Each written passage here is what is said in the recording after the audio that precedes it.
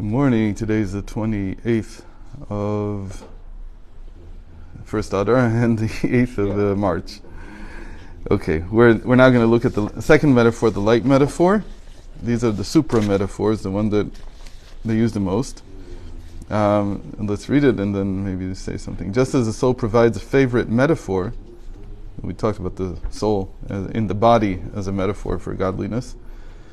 So, or rather for the supernal world, so we find that the term light is favored by the mystics to describe the various emanations and manifestations of the divinity. So, I mentioned yesterday that he, I was going to read more, but just came up.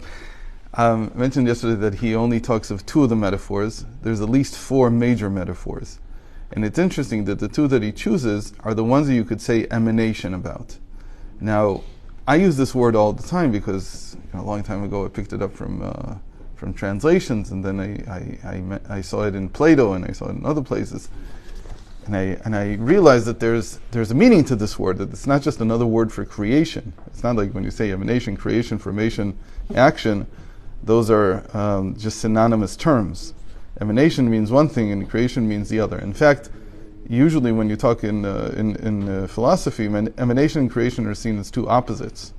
There are two extremes when talking about God creating the world.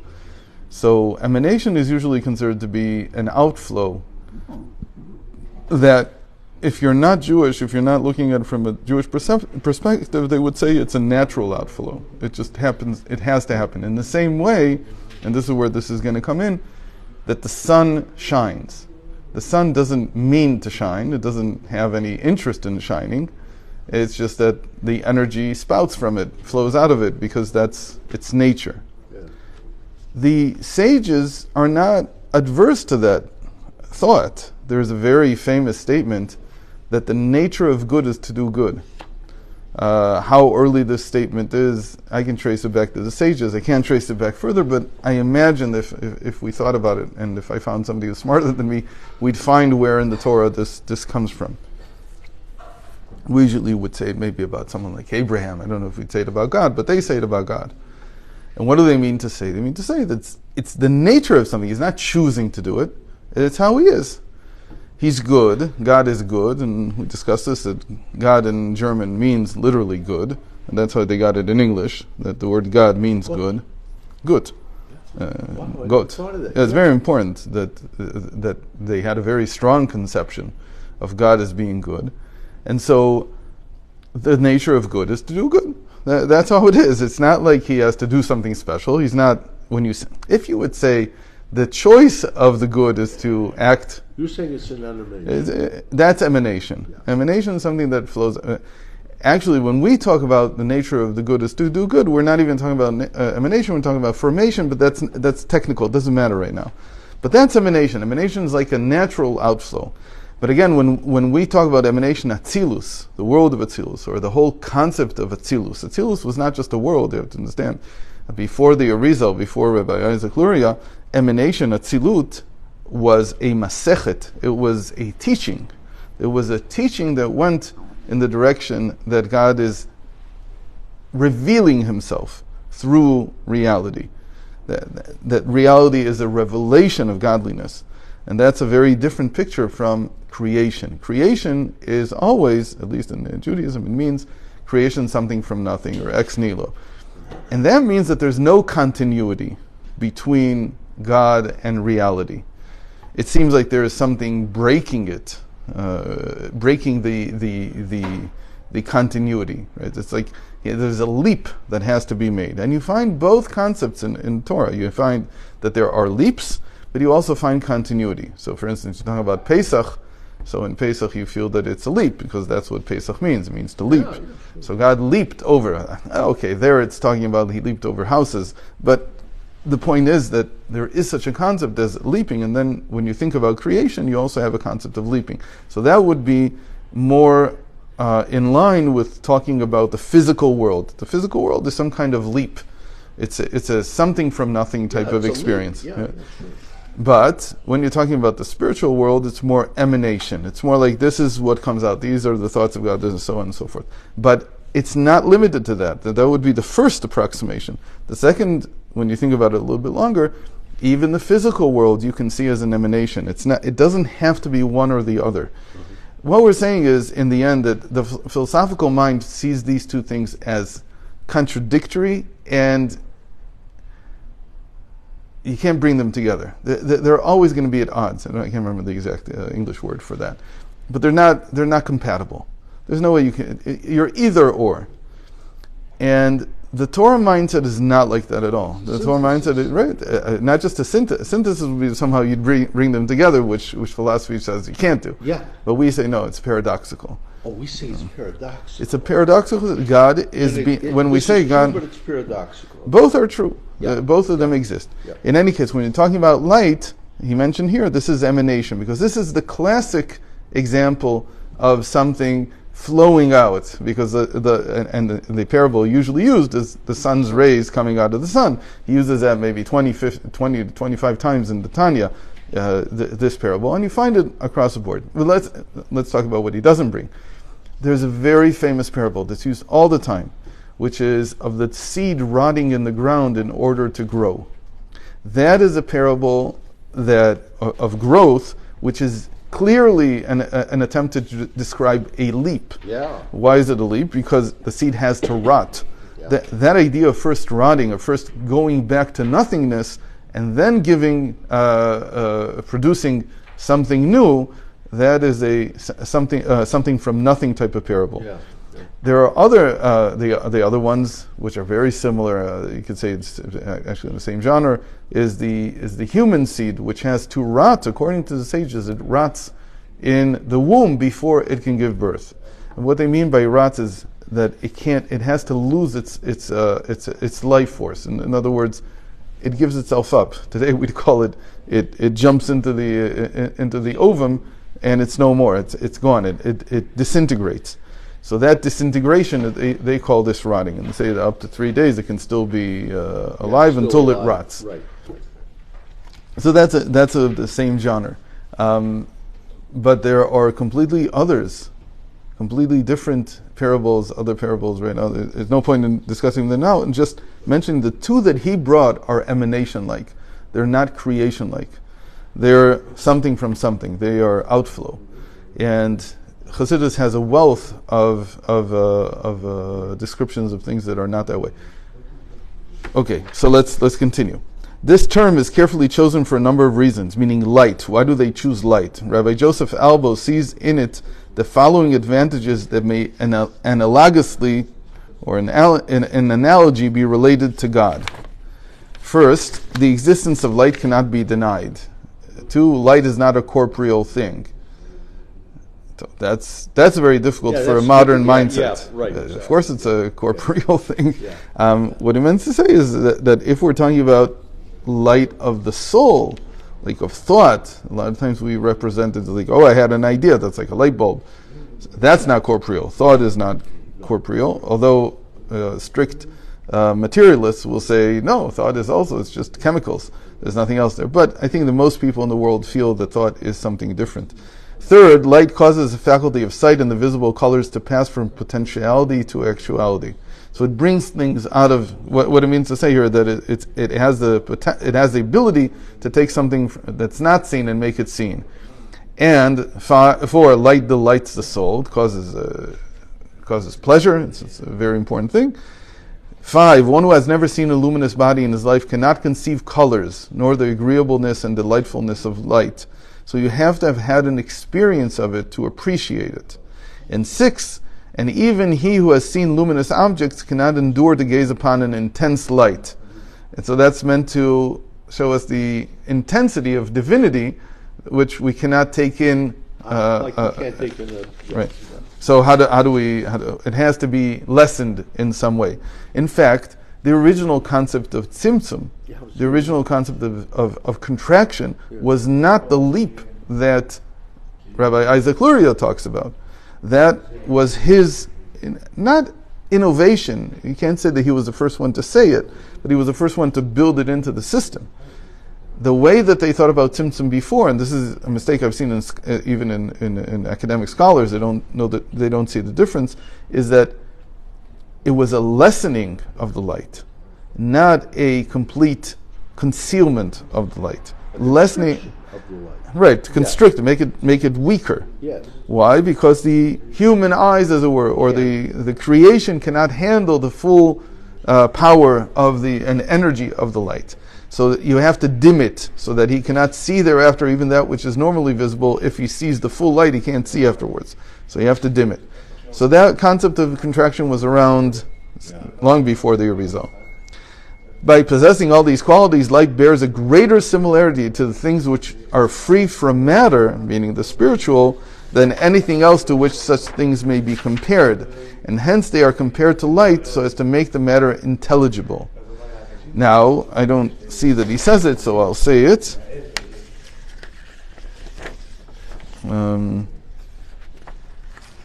don't see that. I thought I didn't see that he says it. This was not the term that the pre-Kabbalistic thinkers used. They used the word shefa or effluence. There's no. It's like resource, I guess. Shefa. It's like some kind of, and that gives a much more physical sense to it. So that didn't last for long. They felt right away that it wasn't the right word. But in the Bible, the word light is very uncommon. It's a very uncommon word. It's actually rare. And so in the Bible, how did they say something spiritual? How do you even relate to it? It's very interesting. You think about the Bible as a very spiritual book. But then he asks, so how do you say spirit? So there's a word for it. It's ruach, like spirit. But ruach is also something very physical. It's very physical. So, it's wind. It literally means wind. It's spirit. It's like something.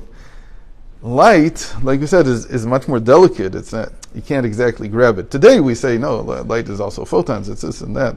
I don't know if we can call it matter because there's no mass there. But whatever it is, we know how to use it. We capture it. We feel that we have a grasp of something that is in the material world. We don't feel it as something entirely spiritual. So how in the Bible did they really relate that they were talking about something entirely spiritual that had no physical counterpart? So the word that they used was Shem. Shem means name. Yeah. So today we still use the word that way. When you say a person has a good name, when you say name, what you mean is how you address the person without touching him somehow. I call your name and you turn around. So there's something going on here it's not physical, because I don't have to actually call it. I can just write it on the board and you'll look at it. Nothing has to actually move between me and you. But it's also more than that. A person's name goes before him. It's like he has a reputation. It's like something around him. It's his aura. It's who he is. So this word name, Shem, was used not just for connotations of people. It was used as the person's spiritual being. So we have this verse that's many times quoted because it's one of the most famous ones. Vayhi David oseh Shem, and David made name. What do you mean by name? Here it means that his clout was growing. He was becoming well known. His renown was growing, and that was the early term. That was the term that the Bible uses for this word. And then the Kabbalists in the end switched to Ol for all the reasons just explained. But you have to know that even in the Talmud, the word is Shem. There's a whole discussion between Rabbi Meir and the rest of the sages. Does the name refer to anything of importance that guides a person? The statement in the Talmud is Shma Kagarim, which means that the name is a factor. Is the name of something a factor in how it is? Meaning, is there a spiritual essence? That's basically what they're asking. That goes back to Adam Harishon named the correct. I mean, isn't that the same kind of thing? Supposedly, you're supposed to feel it's from. But who says? Maybe it's like there's a whole thing in linguistics called the myth of the museum, which is that you think of language as like the world being a museum, and language just gives names for all the objects in the museum. But these names have nothing to do with the object. They're arbitrary. Ron said that other languages are just agreement. Yeah, of course. That's what it means. That's the myth of the museum. So that's how people name things. So why is Hebrew any different? Where did you get that it's different? You get that, somebody had to come up with the idea that Hebrew is different. It is. Why? Because the name is basically an etzem of the. So that's the argument. That's the argument. Because, but again, nobody else made that claim. You understand? What do you mean? There's no other language that claims that. No. Why? Because it doesn't make a lot of sense. Why would you be able to know? Why would you be able to know what the essence is? Right. But this is one of the foundations that it's not just saying that.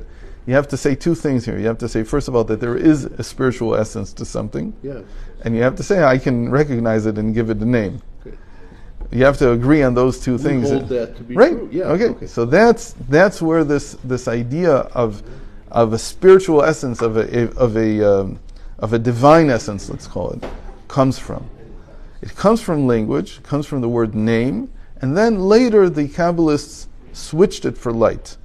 Even though light is less descriptive when you want to say that something has an essence. It's very interesting. Name is much more like that. You say something has a name, so you just brought up that whole understanding that we have of Adam naming and giving a voice to the essence and so on. When you say light, it doesn't sound like that until you understand what words in Hebrew come from light. So very important words they're all from the same root. Light, adjective, and adverb in Hebrew are from light. Now you say Toar Hashem, the description of the noun. Here Hashem is like a noun, is the thing, and Toar HaPoal, and the description of the verb. So that's an adjective and an adverb. The moment you understand that, then you understand that this is a description of something.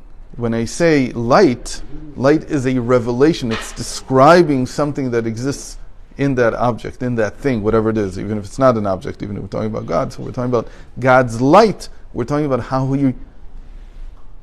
he shows himself, how he reveals himself, in what way.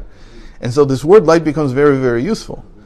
That's the idea that he said here, that until there's light, things cannot be seen. Yes.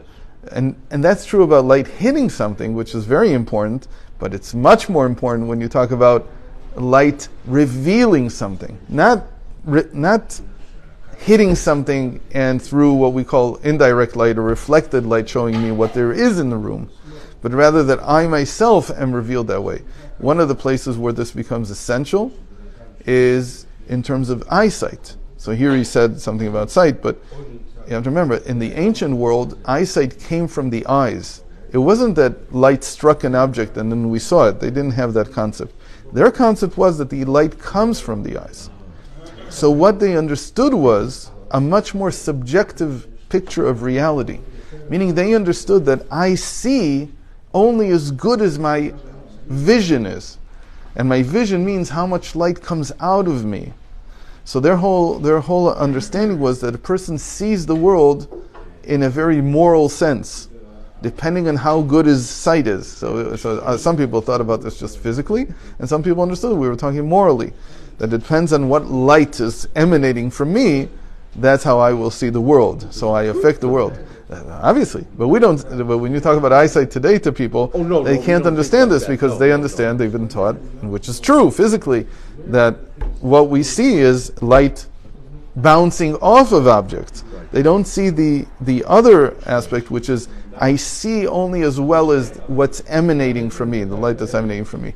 So there's a lot to say about this, and God willing, we'll continue next week. Has been since we've learned, that concept has been more concrete to me. Right, right. You know, that it's... I can't explain it exactly, but I've Good Shabbos, good Shabbos.